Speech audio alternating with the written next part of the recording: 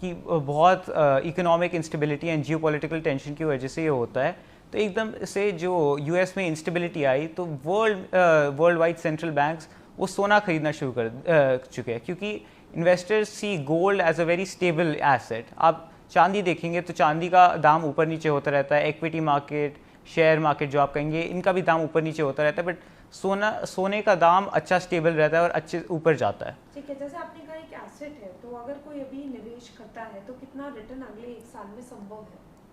अभी आप देखेंगे पिछले 1 साल में तो हमें 50% 50% रिटर्न मिल चुका है। तो अभी हमारे हिसाब से this is the start of an era way gold starts soaring above. तो अभी काफ़ी और ऊंचा जा सकता है, अभी बहुत पोटेंशियल है, स्पेशली अभी दिवाली का सीज़न आने वाला है एज आई सेड, तो there is a lot of potential.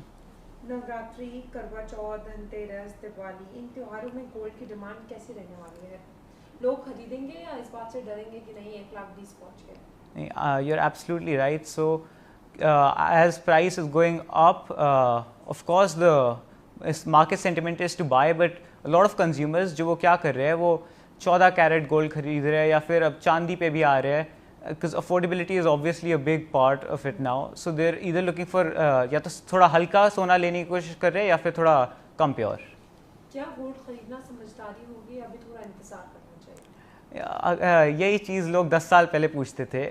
अब आप देखेंगे तो सोना सिर्फ ऊपर जा रहा है, गोल्ड सिर्फ ऊपर जा रहा है। So it would be wise, it's still a good time to bye.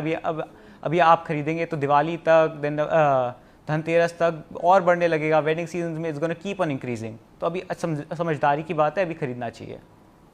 क्या ज्वेलरी में निवेश करना सही है या गोल्ड बॉन्ड, ETF जैसे डिजिटल विकल्प बेहतर रहेंगे इस बार? तो obviously gold bond and ETF are much better, ज़्यादा अच्छे हैं। ज्वेलरी में जो आउटलेट्स होते हैं वो मेकिंग चार्ज काफ़ी लगाते हैं, 8 से 20% का कितना भी हो सकता है, तो उसका रीसेल वैल्यू हमेशा कम रहती है, it's always lower. So it's much better to get in ETF, क्योंकि आप ETF जल्दी खरीद भी सकते हैं, उसको जल्दी बेच भी सकते हैं, इन कंपैरिजन टू ज्वेलरी और digital gold. Digital gold has a lot more fees rather than ETF। आप त्योहारों में गोल्ड खरीदने वालों को क्या विशेष सलाह देना चाहेंगे? आई वुड से आप गोल्ड को बेचने की जल्दी में ना रहे, आप उसे रखिए, आप उसको एक एसेट कंसिडर कीजिए, एंड आपको काफ़ी अच्छी वेल्थ देगा, काफ़ी अच्छी प्रॉस्पेरिटी देगा। क्या आप मानते हैं कि गोल्ड सिर्फ एक जेवर नहीं बल्कि एक ज़रूरी निवेश बन चुका है? हाँ जी, गोल्ड जैसे मैंने कहा बहुत एक स्टेबल एसेट है, अच्छे से ऊपर जा रहा है। आप देखेंगे 2 साल में दुगने से ज़्यादा बढ़ चुका है, 1 साल में 50% रिटर्न दिया है, तो it's a must have asset now. Okay, thank you very much.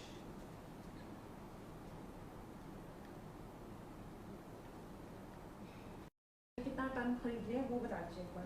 तो आप देखेंगे central banks worldwide 1000 tonne खरीद चुके हैं 2025 के शुरू में से, which adds up to roughly 2.8% of total gold held by central banks worldwide. This would also directly be linked to the to the sanctions put on Russia. So they're choosing to trade using gold now rather than USD.